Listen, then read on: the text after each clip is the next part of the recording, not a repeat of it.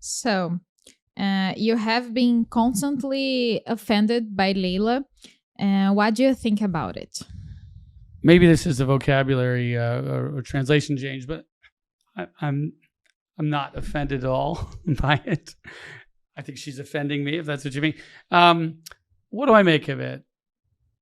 Countless times I made it clear that nobody at Palmeiras did anything wrong.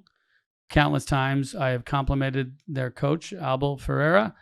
I love him as a man, as a person. I've tried to steal him quietly from them before. He's never listened to me for jobs elsewhere, not here. I respect their players. What they did last night, overcoming a huge deficit. I guess my message to Palmeiras and to referees around the world is they're good enough. They don't need any help. But yeah, she runs off and says I'm crazy and I haven't produced evidence. Well, that's a lie. She's lying. It's misinformation. Anytime she gets on the air and say he makes these allegations without evidence, it's an intentional lie. She knows exactly what I've done within the sport court. She's putting tremendous amount of pressure on them.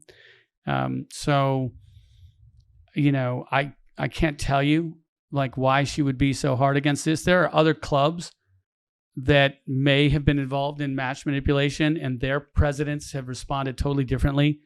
They've said, hey, if any of my players did anything wrong or if something happened with the opponent where they did something wrong, I want to know about it. And John, I'm with you. So I'm getting quiet support from other club presidents who are in a similar situation as her. I guess my message to her would be, if you're not guilty, stop acting guilty, because you're sure not acting like somebody that wants to get to the truth. So what are your main goals on going after this issue? Well, the past is the past. I know what happened last year. I was very clear. I saw a big problem. Everybody should see a big problem with the erroneous marking of a line in an offside call in a Vasco Palmeiras game to effectively tilt the plane to compare 2 feet when it should have been a shoulder to a foot. So I knew something was wrong on August 27th. I knew something was wrong September 3rd, I think, Flamengo Botafogo. I knew something was wrong a week later with Atletico Mineiro and Diego Costa being called offsides. I knew something was wrong in Palmeiras Sao Paulo. Not till later, actually, that one. I knew something was wrong as it happened with Palmeiras Bahia. And so I will forever know that our club did everything possible to win it on the field, and it lost it off the field, off the pitch. Yes, there was a collapse of epic scale of our team, our players at the end of the season. Try going through what we went through, having a lead like that, taken away with the suppression of your points and the promotion of another team's points. But, they're going to say we're crying, and fine. My goal is to make sure it never happens again, because it will. This will happen again.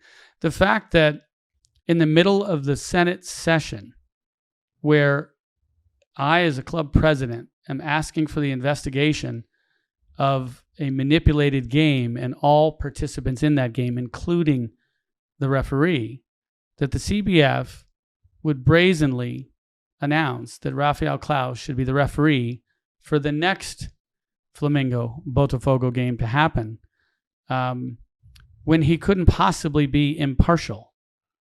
Nowhere in the world would a federation make that decision. So if you don't think this corruption can happen again, then ask yourself, is that how a federation should act? The appearance of impropriety, the possibility that Mr. Claus could be affected by the moment. He is, as we all are in this matter, subjects of an investigation, and he's got to go in and be impartial. It's not fair to him. It's not fair to Botafogo. It's not fair to Flamengo. Flamengo is just as worried that Rafael might prove a point that he has nothing against Botafogo and give us an invalid penalty kick. What if, God hope he doesn't. So he shouldn't be the referee. He should be given a break for a week. He's probably under a lot of stress, or he should be given another game. So this bad behavior will continue, and the bad behavior is what I refer to when I talk about Edinaldo and the CBF. He has to start managing a business more professionally. I haven't said he's corrupt. I do think he's not a good executive, and I can't believe Brazil, with this great football we have, is stuck with this man who won't even take a meeting with a team owner. That's depressing, right? I've sent nice emails, tried to talk about this issue. So my goal is to make sure it doesn't happen again. To provide a more succinct answer to your question, computer vision does see everything, every millisecond. So this game, this weekend, we are going to install for the very first time, and we can do it just off of the television feed. It's obviously better if we build camera systems into the arenas, but it's not at our stadium. This will be the first time that we do real-time ref evaluation alerts and monitoring. It's the first time we will do real-time match fix monitoring during the game. It's a level of transparency that is supplemental to what you get from television, from commentators, from referees. It doesn't change the game. But I now get alerts on my phone when I watch my team in France. There was a game a few weeks ago where, penalty kick wasn't awarded to us, and the alert pops up on my phone. It's like automated VAR. Later in the game, we were granted a penalty kick. Maybe we shouldn't have been. I got the alert as well. So we'll have that real-time, whistle-by-whistle, computer vision approach in place for this week. And this should happen for every game in the future of Brazil.